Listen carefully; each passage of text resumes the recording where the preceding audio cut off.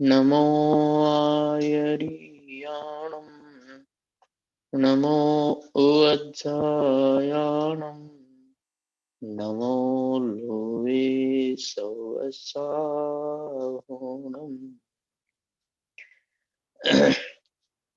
मोक्षमार्गस्य नेतारं वेत्तारं कर्मभूतां ज्ञातारं विश्वतत्त्वानां वंदे तद्गुणलब्धये।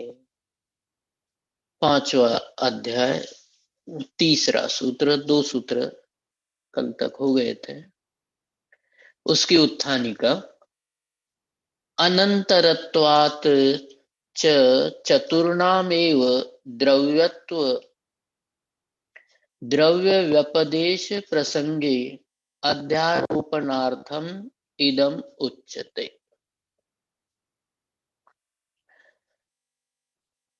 अनंतरत्वात् बिना किसी विलंब के, बिना किसी बाधा के।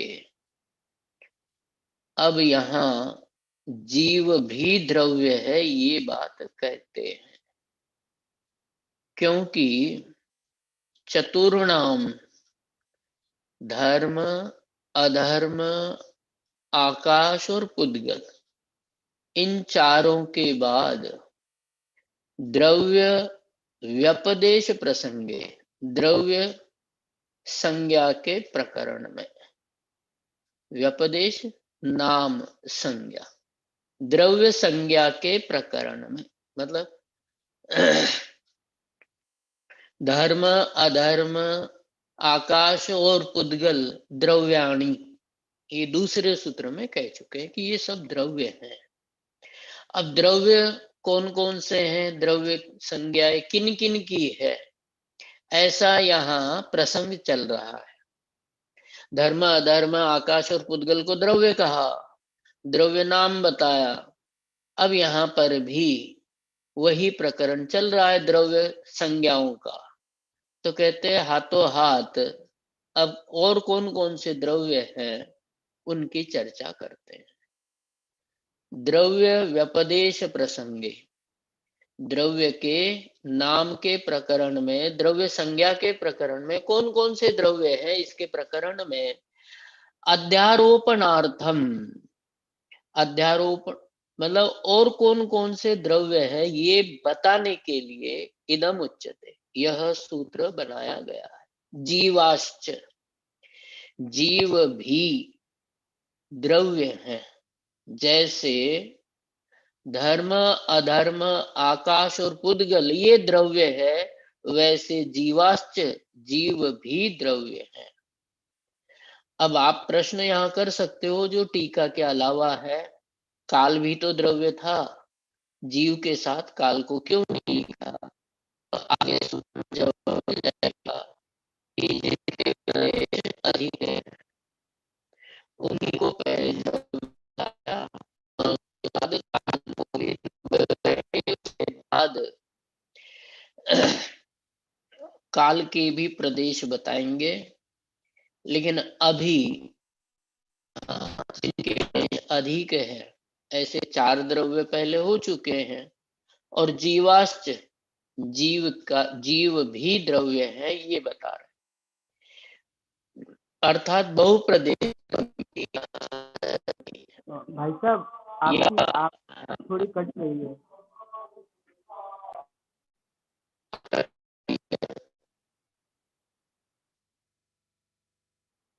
बीच में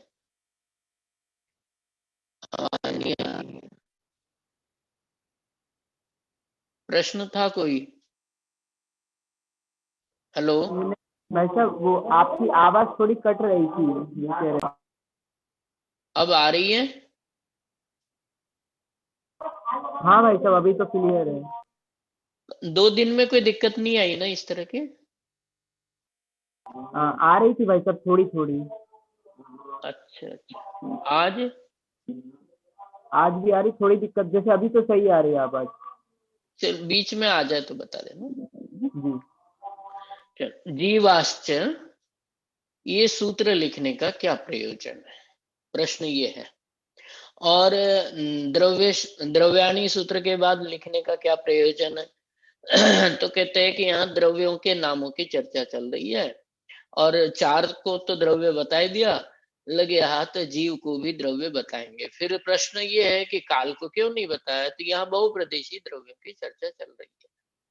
काल एक प्रदेशी है, उसकी चर्चा बाद में करेंगे। अब आगे टीका, जीव शब्दों व्याख्यातार्थः, जीव शब्द की व्याख्या कर चुके हैं।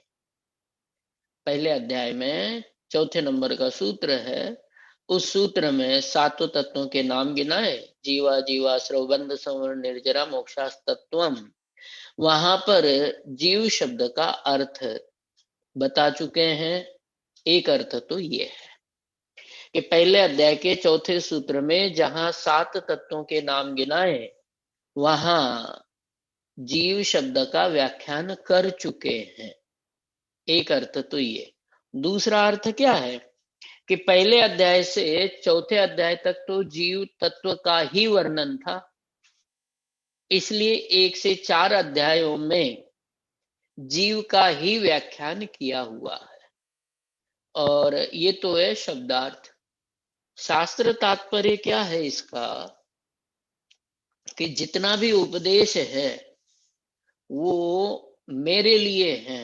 आप भी ये इस भावना से पढ़ोगे तो आपको ज्यादा आनंद आएगा कि ये जिनवाणी मेरे लिए है, ये सर्वार्थ सिद्धि टीका मेरे लिए है। जीव को समझाने के लिए ही आचार्यों ने सारा उपदेश दिया है।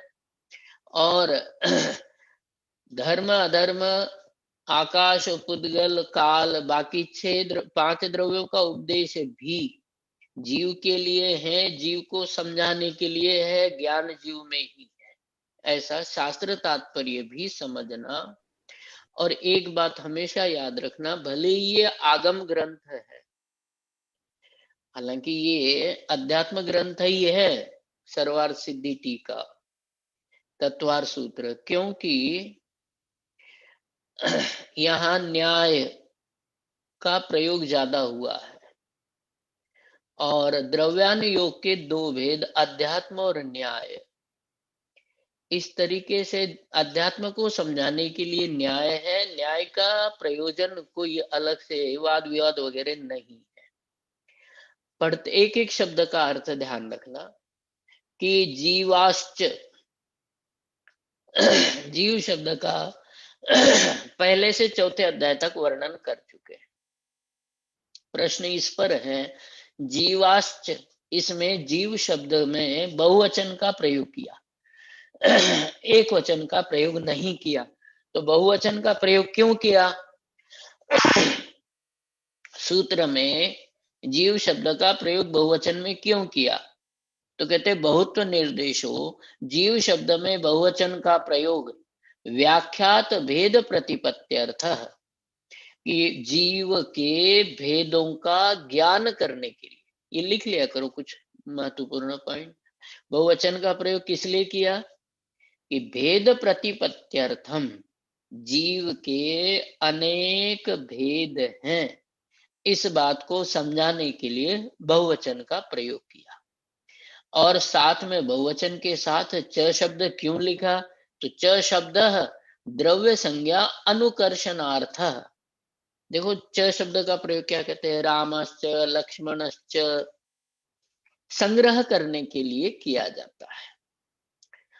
ये भी ये भी ये भी ऐसा, ये राम भी लक्ष्मण भी, और अर्थ में भी राम और लक्ष्मण, ऐसे च शब्द का प्रयोग।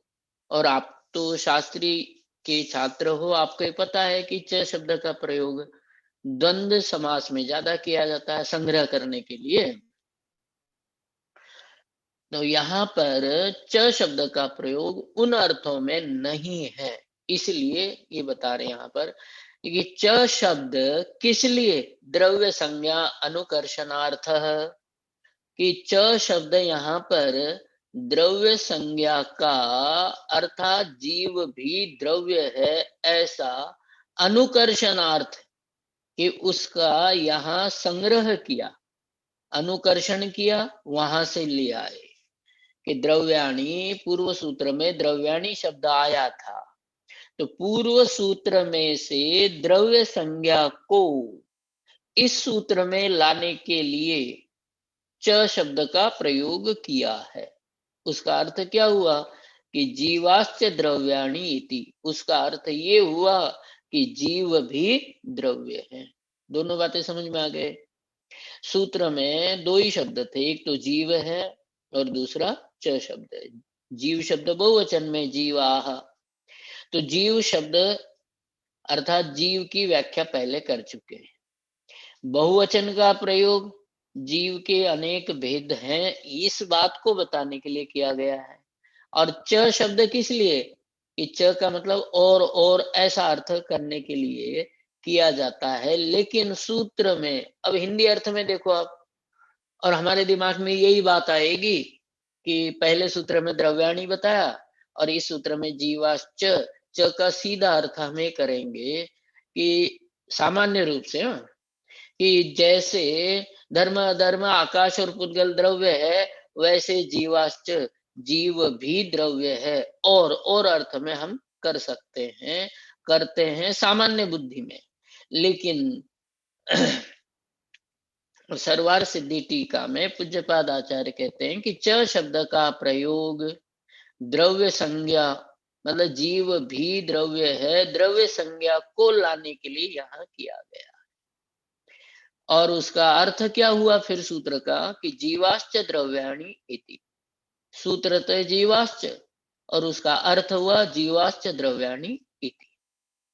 एवं इसी प्रकार से एतानी, ये तो सब द्रव्य हुए पांचों, वक्षमाणेन कालेन सह, वक्षमान मतलब आगे कहेंगे, किसको कहेंगे, कालेन, काल द्रव्य को कहेंगे। उस काल द्रव्य के साथ, मतलब काल द्रव्य को साथ में जोड़ करके षट द्रव्याणि भवन्ति, 6 द्रव्य हो जाएंगे, या 6 द्रव्य हैं। 6 द्रव्य कौन से, अब आप लोगों को बताने की आवश्यकता नहीं, पहले 4 कह चुके हैं। धर्म, इसी अध्याय के अनुसार धर्म अधर्म आकाश और पुद्गल को कह चुके हैं, यहाँ जीवाश्च कह रहे हैं, और आगे कालश्च सोनंत समय सूत्र आएंगे, उसमें कहेंगे। तो इस तरह से काल को कहेंगे, तब 6 द्रव्य होते हैं।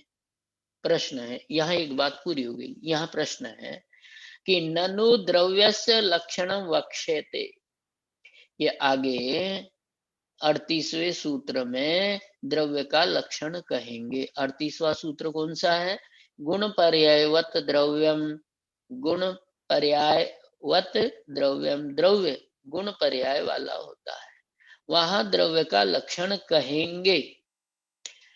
ये प्रश्न है यहाँ पर। अब आगे गुण का लक्षण तो कहेंगे ही, तद लक्षण योगात धर्मादीनाम द्रव्य व्यपदेशो भवति, आगे द्रव्य का लक्षण कहेंगे, वो लक्षण इनमें भी आ जाएगा और इनको भी द्रव्य कह दिया जाएगा, इनको भी द्रव्य समझ लिया जाएगा।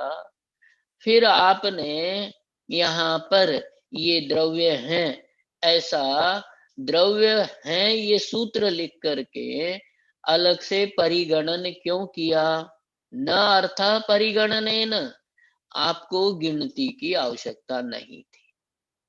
समझ में आ गई शंका? मैं दोबारा सरल भाषा में बताने का प्रयास करता हूं कि आगे 38वां सूत्र आ रहा है, आएगा भी तो तीसरा ही पढ़ रहे 35 सूत्रों के बाद। क्या है वो सूत्र, गुण पर्यायवत द्रव्य। क्या कहा गया उस सूत्र में कि द्रव्य की परिभाषा बताई, द्रव्य का लक्षण बताया, द्रव्य किसे कहते हैं ये बात बताई है। अब वहां से उस लक्षण योगात, उस के वहां जो द्रव्य का लक्षण बताया वो लक्षण इनमें भी आ जाएगा, और इनमें जब आ जाएगा, किसमें, धर्म आदि में आ जाएगा, और धर्म आदि को भी द्रव्य समझ लिया जाएगा, अलग से इनको द्रव्य कहने की आवश्यकता नहीं। न अर्थः परिगणनेन, अलग से ये द्रव्य है ऐसा कहने की आवश्यकता नहीं, इनकी गिनती करने की आवश्यकता नहीं थी।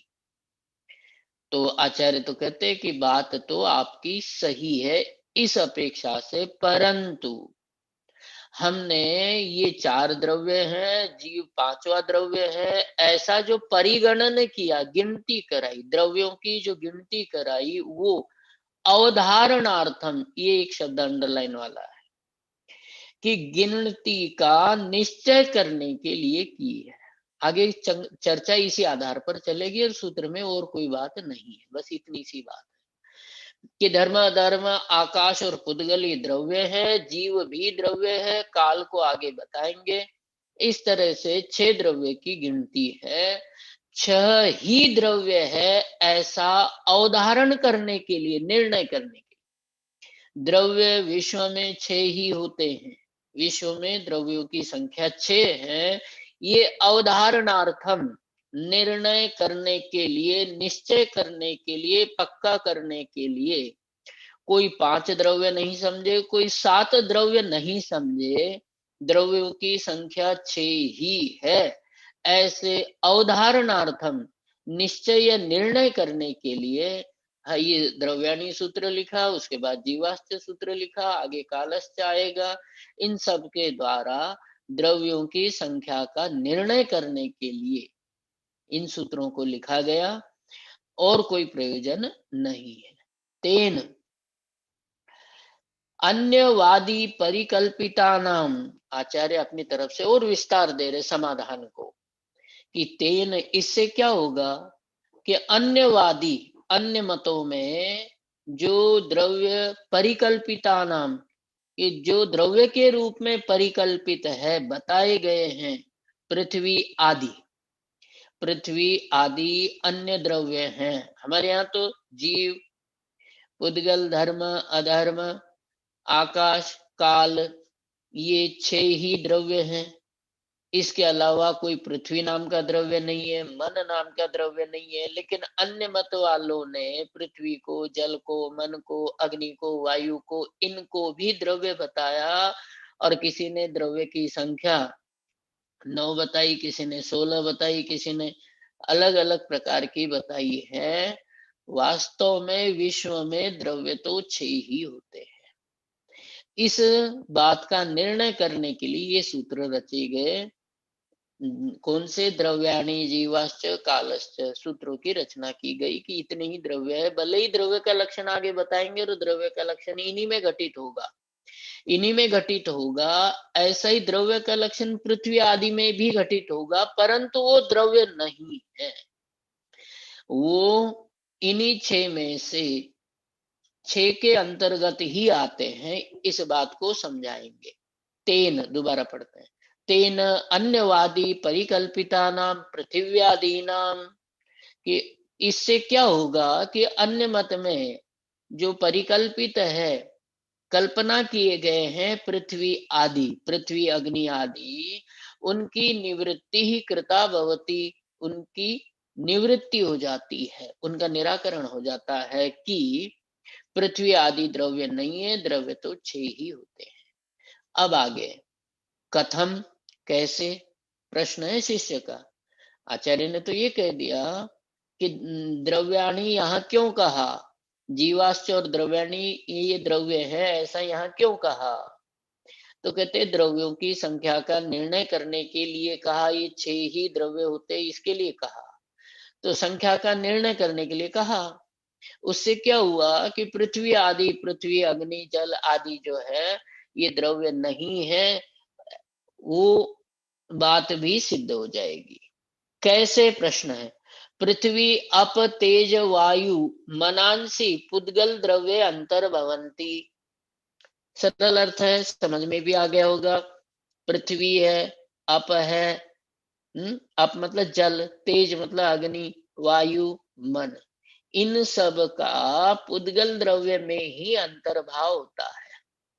अन्य मत वालों ने पृथ्वी अप तेज, जैसे वैशेषिक की बात है, नैयायिक की बात है 16 पदार्थ माने, उन्होंने पृथ्वी, अग्नि, जल, तेज, वायु, मन इनको अलग अलग द्रव्य माना, जबकि जैन मत में पुद्गल द्रव्य के अंतर्गत ये सब पुद्गल द्रव्य है। पृथ्वी भी, अप भी, तेज भी, वायु भी और मन, ये सब पुद्गल द्रव्य ही है। भाई पुद्गल साहब, द्रव्य के, हाँ उनको तो अपने आप एक जीव द्रव्य में लिया है ना, कहाँ? स्थावरों में। नहीं, पृथ्वी, अग्नि जो जैन मत में बताए, और पृथ्वी, अग्नि आदि जो अन्य मत में बताए, इनमें अंतर है। हमारे मत में 4 हैं।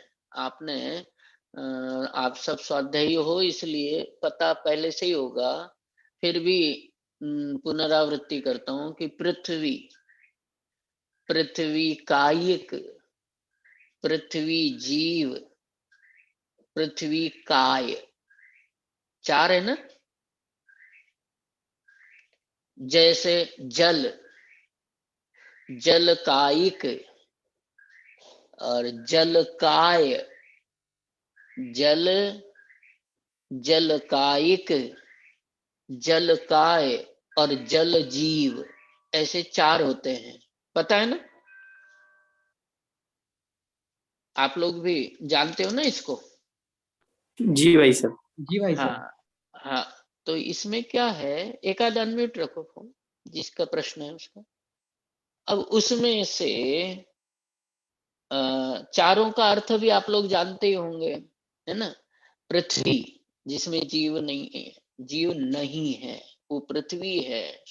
जिसमें से पृथ्वी वाला जीव निकल गया, वो पृथ्वी काय है। जिस पृथ्वी में इस समय जीव विद्यमान है, वो पृथ्वी कायिक है। और जो जीव पृथ्वी को अपना शरीर बनाने के लिए आ रहा है, वो पृथ्वी जीव है। ये बात भी आप लोग जानते हो। तो उसमें से जो पुद्गल वाला पार्ट है वो ही यहाँ लेना। अपने यहाँ तो व्याख्या 2 तरह की नहीं है, 4 तरह की व्याख्या है, लेकिन अन्य मत में तो इतना विस्तार नहीं, पहली बात। और अपने यहाँ पर जो पुद्गल वाला पार्ट है ना 4 में से, वो लेना यहाँ पर। जिस पृथ्वी में से जीव निकल गया वो तो पृथ्वी काय हो गया, जिसमें जीव नहीं है वो पृथ्वी है, और जो इस समय जीव सहित है तो पृथ्वी कायिक है। तो केवल पुद्गल वाला पार्ट यहाँ पर लेना। आप लोग जो कह रहे हो वो बात भी सही है कि आपने यहाँ पर पृथ्वी काय कहा, वहां पर पृथ्वी कायिक कहा। बात समझ में आ गई? जैसे यहाँ पर शब्द क्या है, पृथ्वी, अप, तेज, वायु और मन ये जो है शरीर वाले लेना। यहाँ पर पृथ्वी कायिक नहीं कहा। इस तरीके से अपना समाधान कर लेना कि पृथ्वी कायिक कहेंगे तो जीव लिया, स्थावर लिया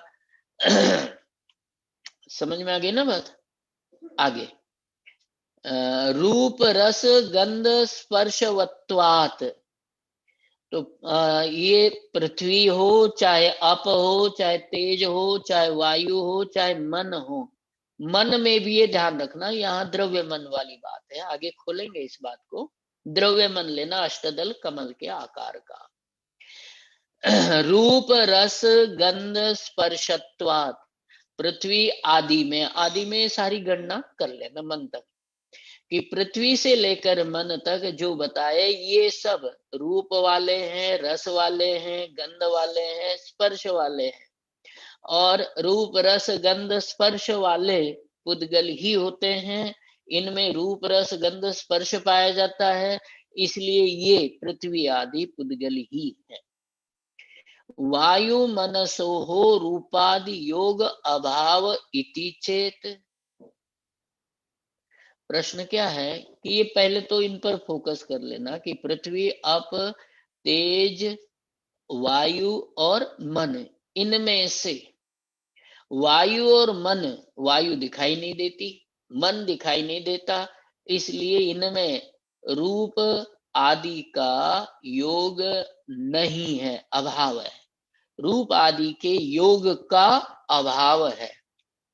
ऐसा इति चेत, ऐसा कोई प्रश्न करे तो वायु और मन में रूप आदि नहीं है, रूप रस गंध स्पर्श नहीं है।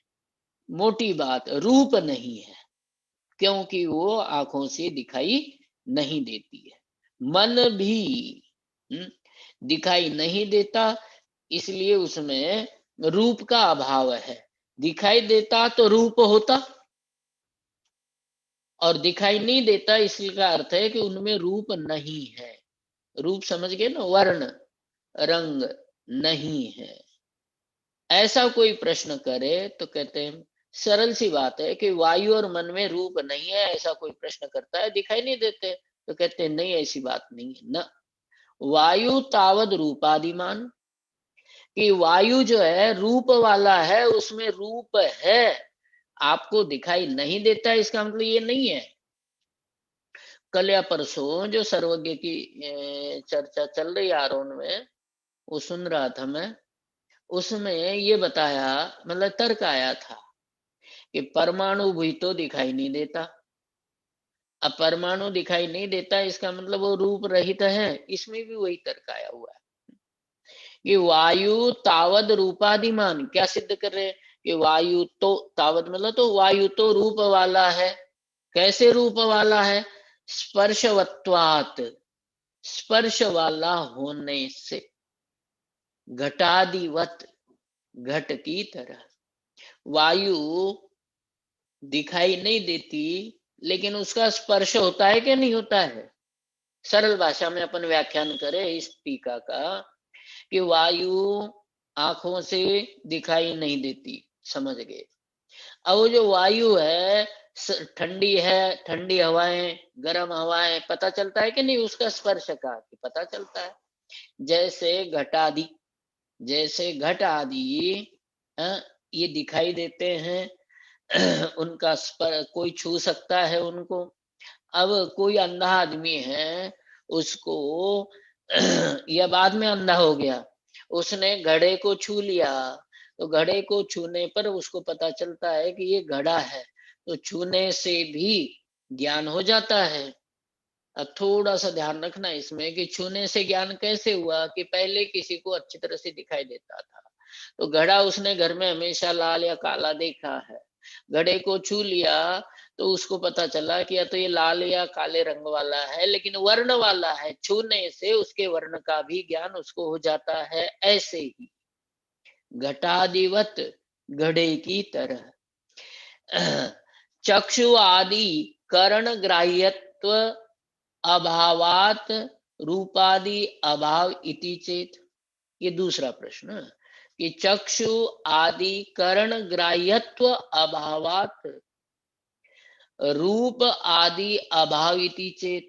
कोई प्रश्न करे, ये तो हो गया पदार्थ की अपेक्षा से प्रश्न था अब तक। अब कोई कहते हैं कि चक्षु आदि करण ग्राह्य, आंखों से दिखाई नहीं देता, सरल अर्थ, आंखों से दिखाई नहीं। हाँ, ये जो इसके पहले वाला था, अब उसमें फिर ऐसे तो एक इंद्रिय, मतलब जो एक इंद्रिय जीव हैं उनकी भी, फिर उनको भी दो इंद्रिय मानना पड़ेगा। मतलब यदि ये हेतु दे रहे हैं कि स्पर्श है, मतलब स्पर्श होने से रूप भी पाया जाएगा, जैसे तो सिर्फ इंद्रिय जीव है, उनके सिर्फ स्पर्श है, तो फिर उनके भी रूप मानना पड़ेगा। किनको? हाँ, जैसे एक इंद्रिय आदि जीव है, यही कह रहे हो ना आप? एक इंद्रिय आदि की जो जीव है, उनमें भी उनका स्पर्श होता है, तो उनको रूप मानना पड़ेगा, यही कह रहे हो ना आप? हाँ हाँ, तो अपने यहाँ तो क्या है कि एक द्रव्य का दूसरे द्रव्य का, दोनों का परस्पर अत्यंता भाव है। समझ में आ गई बात? एक द्रव्य का दूसरे द्रव्य में अत्यंता भाव है। जो स्पर्श वाली बात है वो पुद्गल पर्यायों की बात है, और पुद्गल पर्यायों का ज्ञान जीव को निमित्त नैमित्तिक संबंध से हो जाता है। समाधान समझ में आ गया? एक इंद्रिय आदि जो जीव है उनका शरीर और ये स्पर्श दोनों ही पुद्गल है। मुझे आवाज कट कट के आ रही थी, इसलिए अच्छी तरह से शंका समझ में नहीं आई, लेकिन जो मैं समझा हूं कि दो, जैसे एक द्रव्य का दूसरे द्रव्य के साथ स्पर्श होता है यूं, इसलिए उनको रूपादि वाला मानना चाहिए, ऐसी शंका होती है, क्योंकि स्पर्श यदि तर्क है तो। यही कहना चाहते हो ना?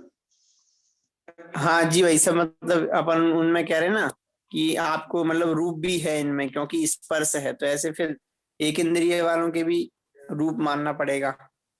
हाँ, तो एकेंद्रिय जीव के शरीर में रूप है, जीवों में और पुद्गल द्रव्य में तो अत्यंत भाव है।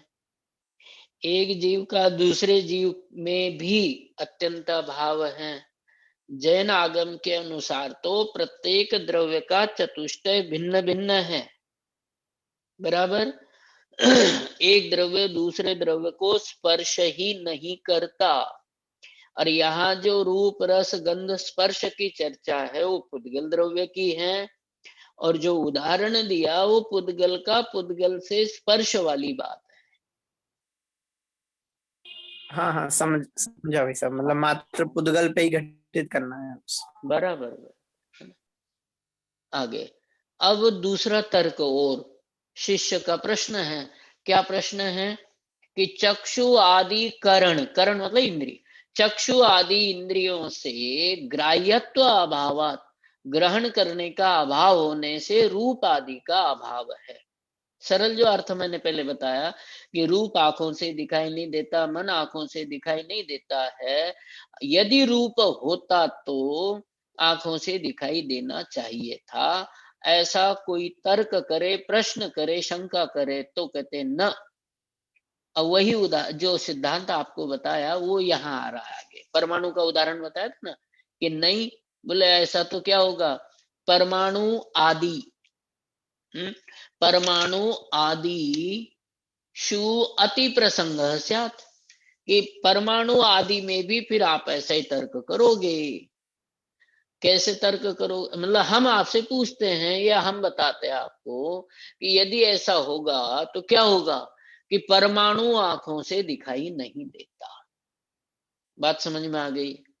या तो वो अवधि ज्ञान का विषय है, मन केवल ज्ञान, मन परे का तो नहीं है क्योंकि पुद्गल द्रव्य उसके विषय होते हैं। अवधि ज्ञान है केवल ज्ञान का विषय है। हमारे पास है मति ज्ञान, श्रुति ज्ञान। अब मति ज्ञान में चक्षु आदि इंद्रिय के निमित्त से होता है। अब ये परमाणु तो मति ज्ञान का विषय ही नहीं है, इसका मतलब आंखों का विषय ही नहीं। परमाणु आदि तो इंद्रिय ज्ञान के विषय ही नहीं है। अब नहीं आई बात समझ में? आदि में क्या लेना यहाँ पर, प्रश्न ये है जो टीका में नहीं है लेकिन आदि कह करके, जैसे जो पहले हो चुके हैं वो भी हमारे इंद्रियों के विषय नहीं बनेंगे। यहाँ पदार्थ की बात लेना, रूप वाली बात नहीं लेना। कि जो पहले राम रावण आदि हो चुके हैं वो आदि में ले लेना यहाँ पर, और अर्थ समझ लेना, क्योंकि वो भी हमारे दृष्टि का विषय तो नहीं है, लेकिन उनकी सत्ता थी, उनके शरीर भी रूप आदि वाले थे। खैर यहाँ जो कहना चाहते वो बात तो ये है कि परमाणु मति ज्ञान का विषय नहीं है, जैनों को समझने के हिसाब से, अपने लोगों को समझने के हिसाब से। उनके लिए जो तर्क दिया है, शास्त्रार्थ किया वो अलग, कि परमाणु आदि पदार्थ मति ज्ञान के विषय नहीं है, अर्थात जो मति ज्ञान इंद्रियों के निमित्त से होता है उनके विषय तो बिल्कुल भी नहीं है। तो परमाणु यदि दृष्टि का, नेत्र का विषय नहीं है तो क्या वो रूप आदि वाला है नहीं? बात समझ में आ गई? यहाँ रूप आदि पर जोर देना है कि परमाणु आदि आंखों से दिखाई नहीं देते, तो दो बातें, या तो उनकी सत्ता का अभाव मानेंगे, और दूसरी बात क्या वहां उनमें भी रूप आदि का अभाव माने? मूल मतलब ज्यादा जोर तो रूप आदि पर है कि परमाणु आदि आंखों से दिखाई नहीं देते हैं, तो क्या उनमें रूप का अभाव माने? ऐसा यदि आप तर्क देते हो, क्या तर्क दिया था कि रूप मन आदि आंखों से दिखाई नहीं देते, इसलिए उनमें रूप आदि का अभाव है। तो आचार्य कहते हैं यहाँ पर कि परमाणु आदि भी आंखों से दिखाई नहीं देता है, तो क्या उनमें भी रूप का अभाव मान ले? तो वहां पर ऐसा कहोगे तो अति प्रसंग आ जाएगा। अति प्रसंग का मतलब है दोष आ जाएगा, और अति प्रसंग नाम का दोष भी होता है, वहां दिक्कत आएगी। इसलिए सरल भाषा में अति प्रसंग दिक्कत आएगी। और लिखने और पढ़ने और व्याख्यान करने के लिए कि अति प्रसंग नाम का दोष भी आ जाएगा, या अति प्रसंग का मतलब दोष भी होता है। आपो गंधवत्य, आप मतलब जल, आपो गंधवत्य, आप मतलब जल, गंधवत्य गंध वाला है। पानी जो है गंध वाला है, पानी में भी गंध है। स्पर्शवत्वात, स्पर्श वाला होने से। तर्क कैसे देते जा रहे हैं कि जहां भी पाए जाएंगे चारों रूप रस गंध स्पर्श साथ में ही पाए जाते हैं। जैसे जल को गंध वाला कहा, तो गंध वाला कहने पर वो कहते हैं गंध वाला है कैसे? स्पर्श वाला होने से। जहां स्पर्श होता है वहां रूप भी रस भी गंध भी नियम से पाए जाते हैं, क्योंकि इनकी अन्यथा अनुपत्ति है, अलग अलग इनकी उत्पत्ति प्राप्ति नहीं होती है, चारों एक ही जगह पर होते हैं। स्पर्शवत्वात् पृथ्वीवत, पृथ्वी की तरह। पृथ्वी स्पर्श वाली है, तो पृथ्वी स्पर्श वाली होने के साथ साथ गंध वाली भी है। इसी तरह से जल भी स्पर्श वाला होने से गंध वाला होता है। और वो तर्क याद मतलब वो बात दिमाग में रख लेना कि जहां भी होते हैं चारों साथ में ही होते हैं, जहां नहीं होते हैं वहां चारों ही नहीं होते हैं। एक होगा तो बाकी तीन साथ में अवश्य होते ही है। जैसे वायु स्पर्श वाली है तो बाकी तीन उसके साथ आएंगे ही आएंगे, रूप भी आएगा, रस भी आएगा, गंध भी आएगा। जैसे पृथ्वी गंध वाली है, तो पृथ्वी गंध वाली है तो उसमें स्पर्श भी है, रस भी है, रूप भी है। अब यहाँ तर्क पृथ्वी वाला गुण का देते हैं लोक में।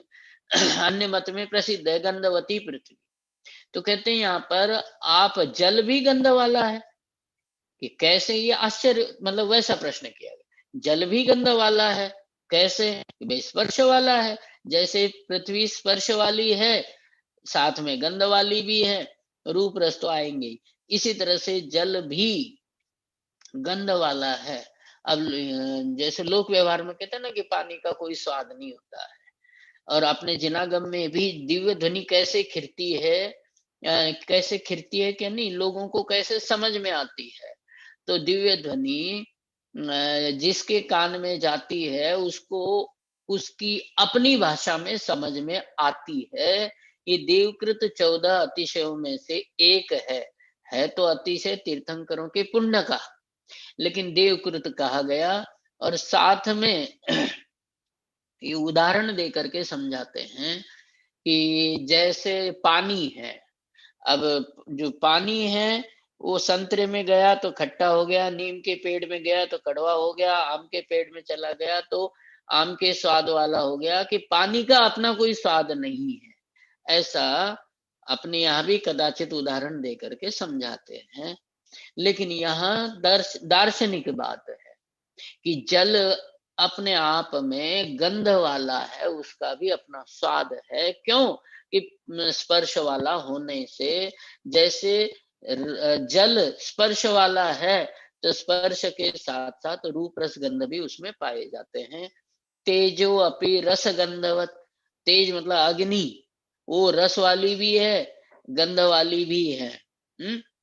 रूपत्वात, आंखों से दिखाई देती है, रूप वाली होने से। रूप है तो बाकी 3 गुण उसमें आएंगे ही आएंगे। तद्वदेव मनो अपि द्विविधम।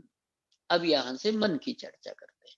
मनो अपि द्विविधम, 2 बातें बताएंगे कि भाव मन तो आत्मा ही है, भाव मन तो आत्मा ही है, आत्मा का गुण है, ज्ञान गुण। मनो अपि द्विविधम, मन 2 प्रकार का होता है, द्रव्य मनो भाव मनश्चेति। द्रव्य मन और भाव मन। देखो संस्कृत समझ में आती है ना, सरल है, संस्कृत से ही पढ़ना है ना। और अपना सौभाग्य है कि आपको संस्कृत आती भी है, समझ में भी आती है, और पढ़ने को भी मिल रही है, पुण्य का उदय है।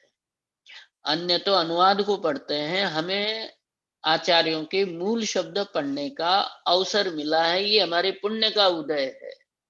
और अहोभाव और विनय के साथ जिनवाणी का स्वाध्याय करोगे तो साथी से पुण्य का बंध भी है।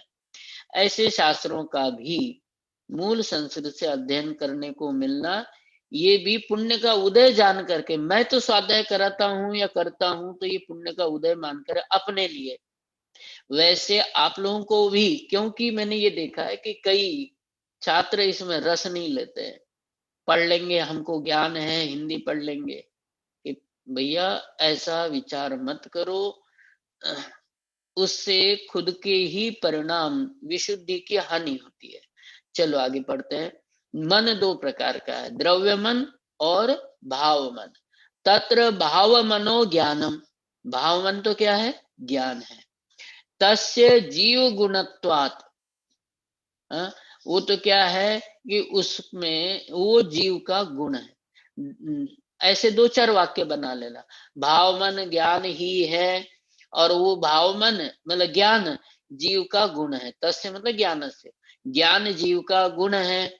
जीव का गुण होने से आत्मनि अंतर्भाव, कि जो भाव मन है उसका अंतर्भाव तो आत्मा में हो जाएगा। क्यों हो जाएगा, दोबारा, क्योंकि भाव मन ज्ञान रूप है और ज्ञान आत्मा का गुण है, इसलिए गुण के, आत्मा के गुण के रूप में मन का, भाव मन का अंतर्भाव हो जाएगा। द्रव्य मनश्च, द्रव्य मन की चर्चा। रूपादि योगात् पुद्गल द्रव्य विकार, रूप रस गंध स्पर्श वाला होने से द्रव्य मन पुद्गल का ही विकार है। इसका अर्थ क्या है कि द्रव्य मन का अंतर्भाव पुद्गल द्रव्य में हो जाएगा। मन को अलग से द्रव्य मानने की आवश्यकता नहीं है, क्योंकि द्रव्य मन रूप आदि वाला है। समझ में आ गई बात। आगे, रूपादि वत मन, कि रूपादि की तरह मन है। रूपादिवत मन, समझ में आ गया कि मन द्रव्य मन की वाली बात है, कि द्रव्य मन भी रूप वाला ही है। द्रव्य मन कैसा है, रूप वाला ही है। भाव मन का तो ज्ञान में अंतर्भाव कर लिया, द्रव्य मन रूप वाला ही है। ज्ञान उपयोग करणत्वात्, ये ध्यान से सुनना, कि जितने भी ज्ञान के साधन हैं, इंद्रिया, ज्ञान के साधन इंद्रिया लेना, यहाँ पर करण मतलब इंद्रिय, कि जितने भी ज्ञान के साधन अर्थात इंद्रियां हैं, वो पुद्गल रूप ही है। पकड़ में आ गई बात, कि मन रूप वाला ही है। तर्क क्या दिया, कि जो जो ज्ञान के साधन हैं वो सब रूप वाले ही हैं।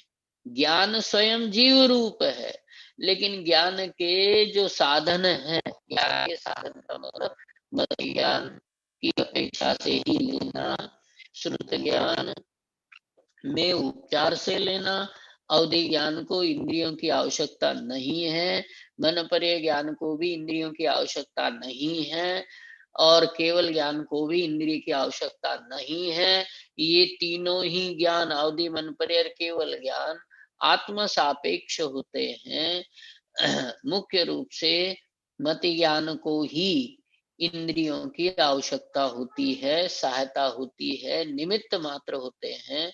निमित्त मात्र लेना, सहायता का मतलब ये कराते ऐसा अर्थ नहीं लेना। निमित्त मात्र होते हैं, तो वो मति ज्ञान में, श्रुत ज्ञान में उपचार से, क्योंकि श्रुत ज्ञान मति ज्ञान पूर्वक होता है, इस उपचार से। तो जो यहाँ तक जो ज्ञान इंद्रियों के द्वारा होता है, और उस जो ज्ञान होता है ये अलग बात है, ज्ञान के साधन इंद्रियां, ज्ञान के साधन जो इंद्रियां हैं इसका मतलब रूप रस गंध स्पर्श वाले हैं। ये तर्क है। दोबारा देखो मूल से, ज्ञान उपयोग करणत्वात्, ज्ञान के मतलब ज्ञानोपयोग के कारण है, ज्ञानोपयोग के कहो या ज्ञान के कहो, ज्ञान के कारण होने से, ज्ञानोपयोग करणत्वात् चक्षु इंद्रियवत, चक्षु इंद्रिय की तरह, रूप मन में रूप है, ज्ञान का करण अर्थात ज्ञान का ज्ञानोपयोग का साधन होने से चक्षु इंद्रिय की तरह, चक्षु इंद्रिय ज्ञान का साधन है इसलिए वो पुद्गल रूप वाली है। इसी तरह से मन भी ज्ञान का साधन है इसलिए वो पुद्गल रूप है, रूप रस गंध स्पर्श वाला है। ननु अमूर्तेपि शब्दे ज्ञानोपयोग करणत्व दर्शनात् व्यभिचारी हेतु इति चेत, कि ननु, यह प्रश्न है कि ज्ञान तो अमूर्त है, जो अपन अध्यात्म में तर्क करते हैं ना उस तरह का तर्क, ज्ञान तो अमूर्त, अमूर्ते अपि शब्द लिखा है ना यहाँ पर, ज्ञान तो अमूर्त है, और जो ज्ञान अमूर्त है उस की तरह शब्दे अमूर्ते, शब्द भी अमूर्त है। अब जो शब्द अमूर्त है, अमूर्त होते हुए भी, प्रश्न ध्यान से सुनना, समाधान तो आप लोगों को खुद को ही पता है कि शब्द मूर्त है, लेकिन यहाँ प्रश्न क्या किया, शब्द को अमूर्त समझ करके सामने वाले ने प्रश्न किया। उनके मत में शब्द तो अमूर्त है, अमूर्तिक है, रूप रस गंध से रहित है, लेकिन अपने यहाँ तो शब्द मूर्तिक है। ये जो तत्वार सूत्र में आगे आएंगे ये सब पुद्गल द्रव्य की पर्याय है। अमूर्ते भी शब्द, शब्द तो अमूर्त है, जो बोले जा रहे हैं ना शब्द, उसको कहा जो शब्द बोले जा रहे हैं वो तो अमूर्त है ना। शब्द अमूर्त होने पर भी जैसा शब्द ज्ञानोपयोग में करण मतलब साधन अर्थात निमित्त देखा जाता है, शब्द अमूर्त होते हुए भी शब्द में ज्ञानोपयोग का करणत्व साधनत्व देखा जाता है। तो इसलिए आपने जो तर्क दिया वो तर्क व्यभिचारी हेतु, आपने जो हेतु दिया वो व्यभिचारी है, दोष युक्त है। तो ऐसा कोई प्रश्न करे तो कहते हैं न तस्य पौद्गलिकत्वात्, पौद्गलिकत्वात् कि शब्द भी हमारे मत में तो पौद्गलिक है, क्योंकि मूर्तिमत्वात्, वो भी रूप रस गंध स्पर्श वाला होने से, है ना। मूर्तिमत्वात् उपपत्ते है, ये जो शब्द है वो शब्द मूर्ति की ही है, पौद्गलिक ही है, रूप रस गंध स्पर्श वाला ही है। समझ में आ गया, क्योंकि उसकी उत्पत्ति मूर्ति से ही मतलब पुद्गल के परमाणुओं से ही होती। ननु यथा परमाणु नाम रूपादिमत कार्य दर्शनात् रूपादिमत्वम न, कि जैसे परमाणु आदि, परमाणु नाम रूपादिमत कार्य दर्शनात् रूपादिमत्वम, कि जैसे परमाणु के कार्य, ये ध्यान से थोड़ा सा ध्यान लगा करके सुनना, तर्क क्या दे रहे कि परमाणु आदि से रूप आदि कार्य देखे जाते हैं, इसलिए तो हम परमाणु को रूप वाला मानते हैं।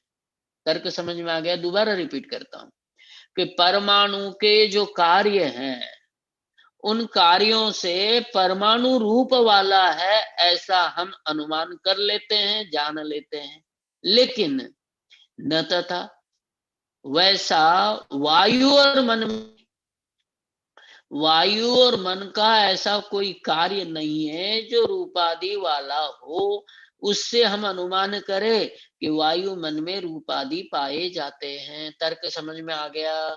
दोबारा, कि जैसे परमाणु के कार्यों से परमाणु को रूपादि वाला जान लेते हैं, अनुमान कर लेते हैं, वैसे वायु और मन का कोई कार्य नहीं है जिससे कि हम उसको रूप वाला मान ले, उसका अनुमान कर ले। तो कहते यदि ऐसा तर्क करते हो तो न आपका ये कहना भी सही नहीं है। क्यों सही नहीं है? तेषाम अपि तदुत्पत्ते उपपत्ते है, तेषाम वायु और मन, वायु और मन इनके भी रूप आदि वाले कार्य ही तदुत्पत्ते हैं, कि उनके कार्य भी रूप आदि वाले ही है। आगे, सर्वेषां सर्वरूपादिमत कार्यत्व प्राप्ति योगत्व अभ्युपगमात, जितने भी कार्य हैं वो सब कार्य किसके कार्य लेना? सर्वेषां परमाणुना, परमाणुओं के सभी कार्य रूपादि वाले ही होते हैं। इसी तरह से वायु और मन, इनमें भी ये भी परमाणुओं के कार्य है, ये बात समझना।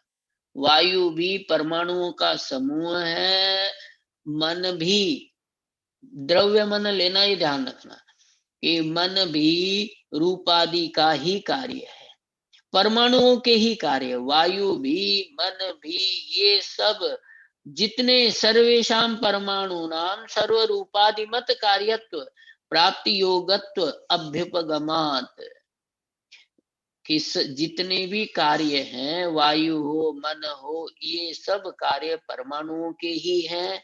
और परमाणुओं में रूप रस गंध स्पर्श की योग्यता होती है, मानी गई है। सरल अर्थ में ये है कि ये सब कार्य परमाणुओं के ही है। न च केचित् पार्थिवादि जाति विशेष युक्ता परमाणवः सन्ति। और ऐसा भी नहीं है कि ये जो वायु है, मन है, पृथ्वी है, इनसे भिन्न परमाणु कोई अलग नहीं है, और परमाणुओं के अलावा ये कार्य कोई अलग नहीं है। ऐसा भी नहीं है कि पृथ्वी के परमाणु अलग हैं, जल के परमाणु अलग है, वायु के परमाणु अलग है। ऐसे कोई पृथ्वी जाति वाले परमाणु, इसके परमाणु, उसके परमाणु अलग अलग है, ऐसा नहीं। जाति संस्कारेण आरंभ दर्शनत्वात्, ये तर्क दिया, इसको अंडरलाइन कर लेना। कि जाति संकर हो करके कार्यों का आरंभ देखा जाता है। बात समझ में आ गई? कि जैसे नहीं आई समझ में, कोशिश प्रयास करता हूं समझाना, थोड़ा सा कठिन है। कि जाति का संकर हो करके, जाति संकर भाई साहब, दर्शना। इससे एक पहली लाइन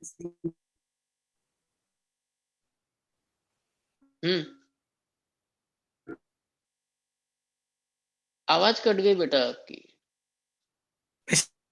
इसके जो पहली वाली लाइन है वहीं से समझा दीजिए एक बार। हाँ, ना के अपना, से। हाँ, अपना आज का समय हो गया है ना। एक कोशिश करता हूँ कि न च केचित् इसके पार्थिवादि जाति विशेष युक्ता पहली वाली लाइन है ना, वहीं से समझा दीजिए। न च केचित् से ना के चित्र वाले से। हाँ, एक बार हिंदी अर्थ दिमाग में बैठाना, फिर अपन दोबारा संस्कृत पढ़ करके उसके आधार से समझाऊंगा। एक बार हिंदी अर्थ कि पृथ्वी आदि जाति के कोई अलग से परमाणु नहीं है। जल के परमाणु, जल जाति के कोई अलग परमाणु है जिनसे जल उत्पन्न होता है। पृथ्वी आदि के परमाणु, कोई पृथ्वी मतलब पृथ्वी के जो परमाणु हैं वो अलग हैं, जल के परमाणु अलग हैं, ऐसा नहीं है। परमाणु परमाणु सभी एक है। समझ में आ गई बात? समझ में आ गई ना? दोबारा जैसे भक्तामर सूत्र में तो विस्तार हो जाएगा, समय हो चुका है कि तावंत एव खलु तेप्य नवः पृथिव्याम, कि हे भगवान आपके शरीर के शरीर जिनसे बना है वो परमाणु इस विश्व में उतने ही थे। अब उन्हीं परमाणुओं से हमेशा शरीर ही बने, उन परमाणुओं से हमेशा शरीर ही बनेगा ऐसा तो नहीं है ना।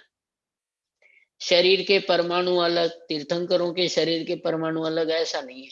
पृथ्वी के जिनसे पृथ्वी बनती है वो परमाणु अलग, जिनसे जल बनता है वो परमाणु अलग।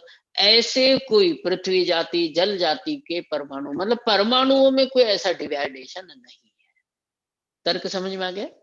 ये समझाना चाहते हैं यहाँ पर, है ना? जी भाई साहब। हाँ, आज का समय अपना आप हो चुका है, 5 एक मिनट का रह गया वो कल ले लेंगे, है ना? दोबारा और कल रिवीजन करा दूंगा।